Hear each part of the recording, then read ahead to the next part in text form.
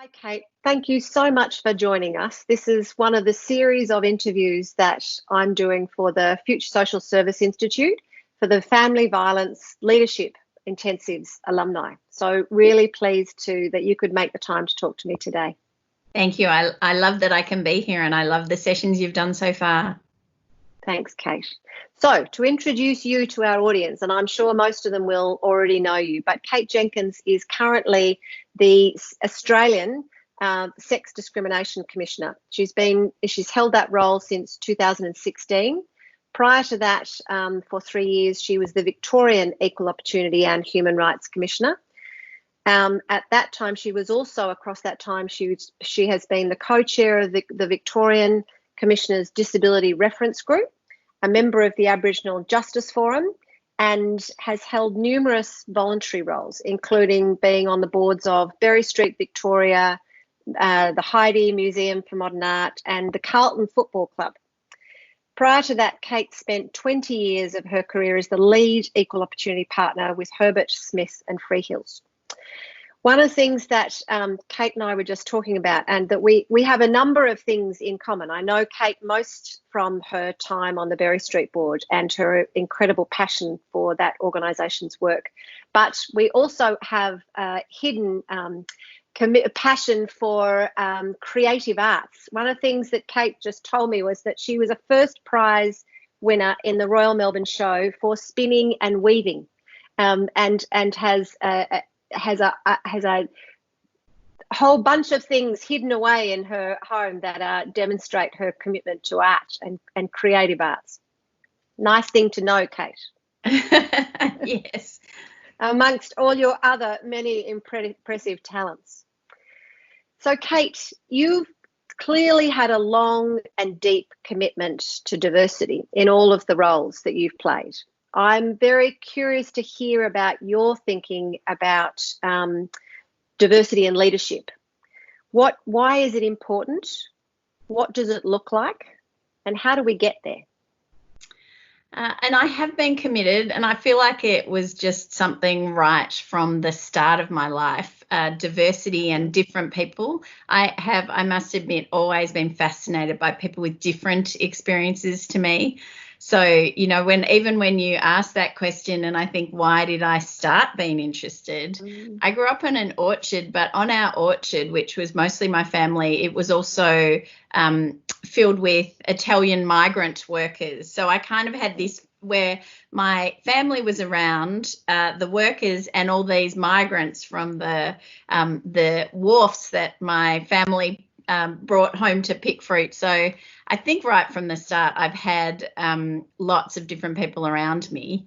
So part of it is just an incredibly, I'm passionate about it because I'm incredibly curious about people. And that background too is I'm definitely passionate about women, because from that, right from the start, I could see gender roles and it never made any sense. And in those, in the 70s, like I have a really strong memory of the Deborah Wardley case where she wanted to fly with Ansett, and it was the first significant discrimination case. And I realised, because that was in 1979, I was 11 at the time, but it was like outrage from the start. So some of why I do this work is because it's just my sense of fairness and justice, and it's just not right. I think everyone is valuable. But as I've got into more leadership roles myself, and also worked particularly looking at more diversity and women in leadership, there's just no question that our decision making and our outcomes are far worse if you don't have broad experience, if you don't look at different data. So when, even in the current pandemic, we whilst I know there are some women holding premier roles, a lot of those first faces that we saw were men telling us how we were going to come through. And I give the federal and the state government credit, because they made a number of mistakes that really didn't work for women, and there was a quick return. So everyone's staying home, and there was absolutely, in family violence, then a very quick realisation that home wasn't safe for many women. So I often look and think, well, if we had both politically, organisationally, more diversity in those leadership roles, we wouldn't make the first mistake, and actually we would get better decisions and have a better community. And I think that we keep ending up with the same types. We have to do things differently, but I do think that even from the 70s to now, people are much clearer. There is a lot more research on why, particularly women, how much that would add to our GDP in this current moment. If we know we can be more productive and, build our economy from more gender parity, then I think it's a really compelling argument. So I start off with a kind of a sense of outrage and injustice, but then I move to a sense of we will be better if we have more diversity in leadership. And I do reiterate, as you say, that it's not just women, but we know that's half the population. If we can't even get women into these roles, it really tells us lots about all of the people who are being left out of the key decisions.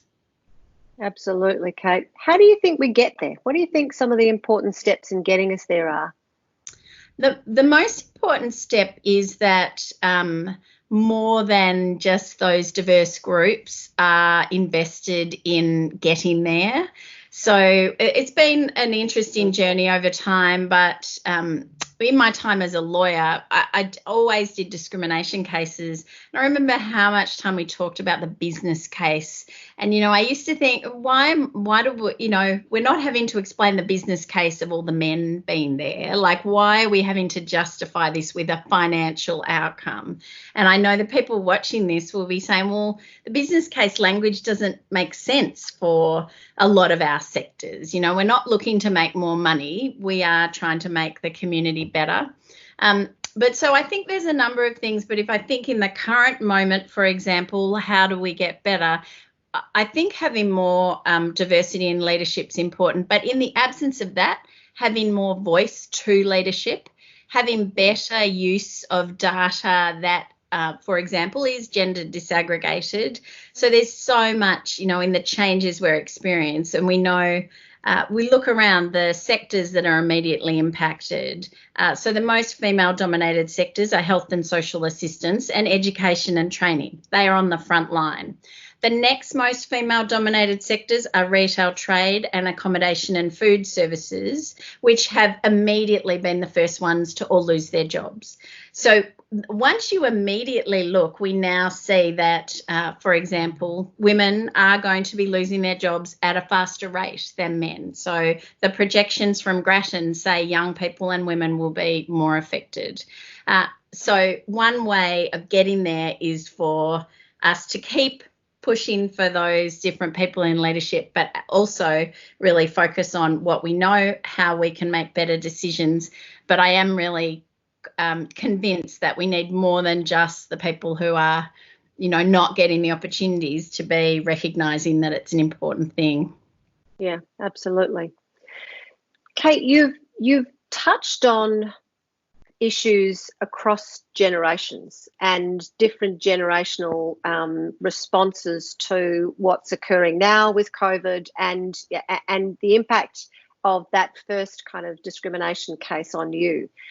One of the things that has been an emerging kind of part of the discussion throughout the particularly around I've been noticing it as part of the implementation of the Royal Commission recommendations and the transformation of the family violence sector, is thinking about the way different generations of feminists, what their approach has been, what they've prioritised over time.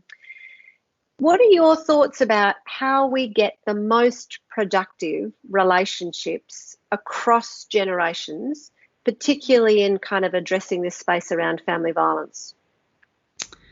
I think it's so important. I think anyone who's worked in family violence would know the importance of particularly women who've gone before us, just really making all the difference to where we are now.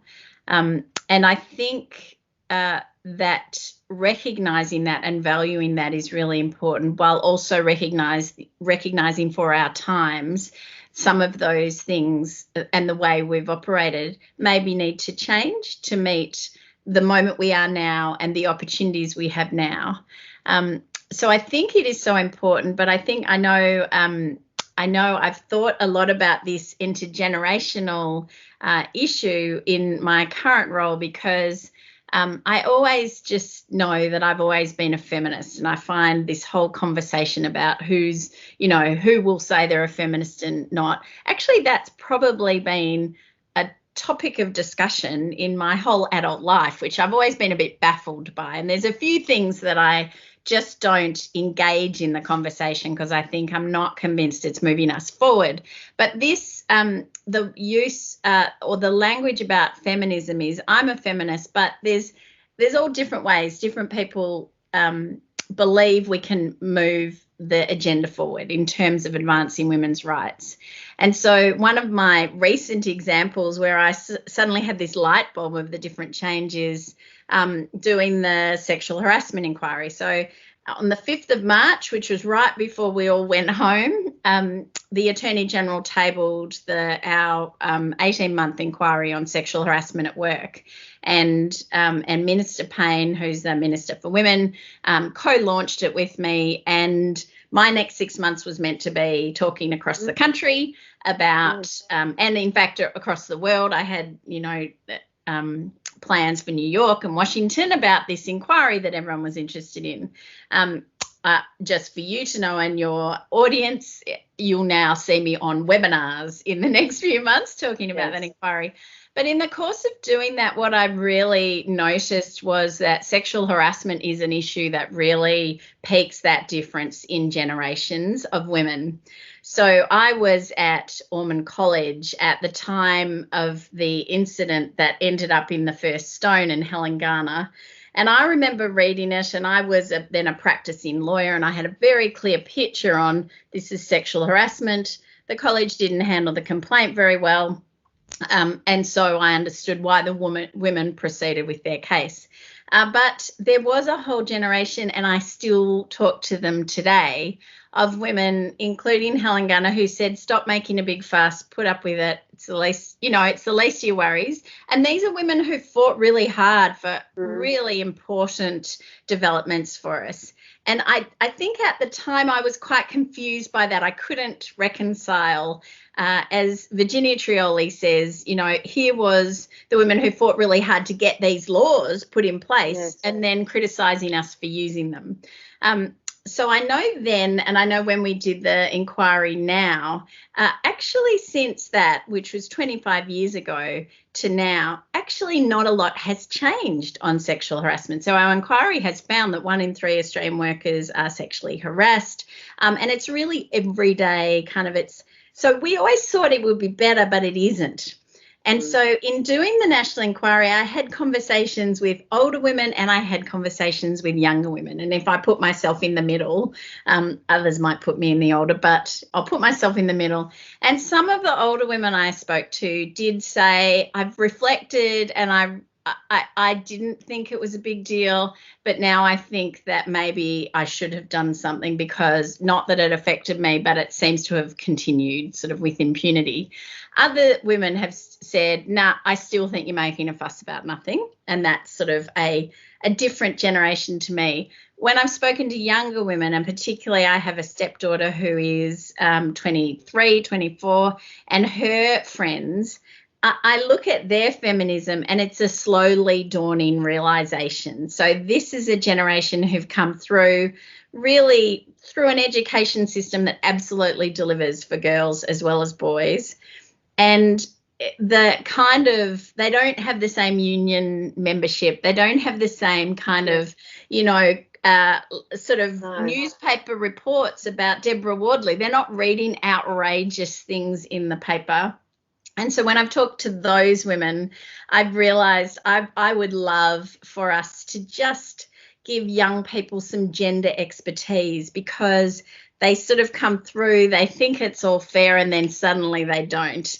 And I know my stepdaughter sort of says, tell me some things to read, because it's not her lived experience yet.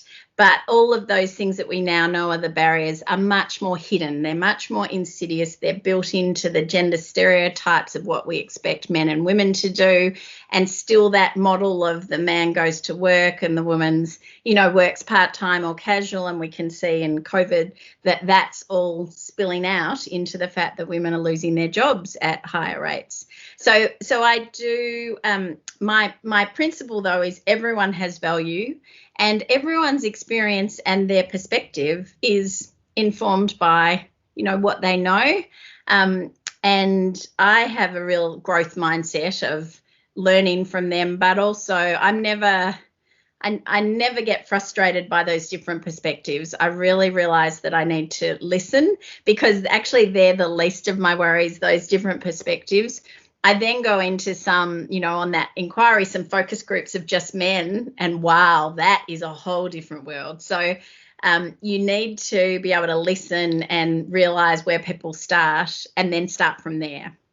Yeah, I think that's very good advice about how to build those relationships. I think that's a really interesting point you make about the different way people's perspectives are informed, in terms of whether it's a growing realization or a very sudden realization because something happens when you've actually to some extent kind of been protected from what are those gender inequities that we're dealing with.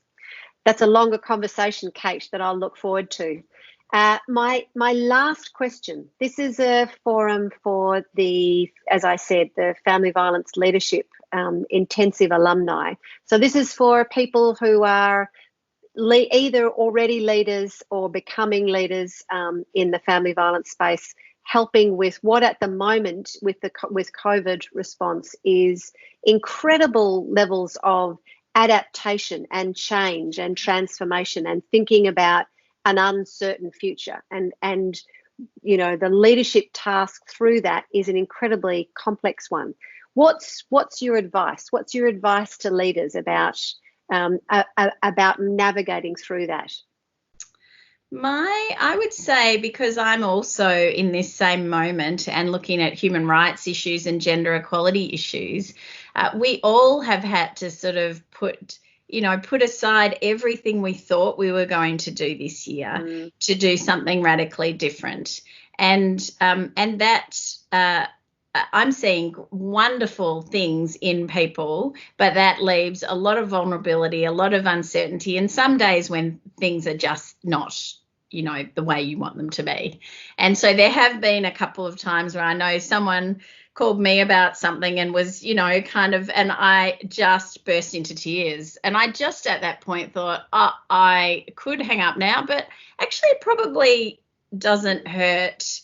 I've been really positive. I'm mostly really positive. But today, this issue just feels like it's just the one too much.